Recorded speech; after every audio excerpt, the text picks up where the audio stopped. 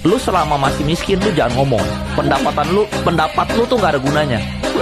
Lu kalau lagi miskin lu denger aja. Jadi gue tuh merasa kayak terhina gitu bro. Gue merasa, wah lu lihat ya, one day gue bakal lebih kaya dari lu. Jadi gue kayak gitu, gue ada ambisi harus lebih kaya dari dia gitu loh.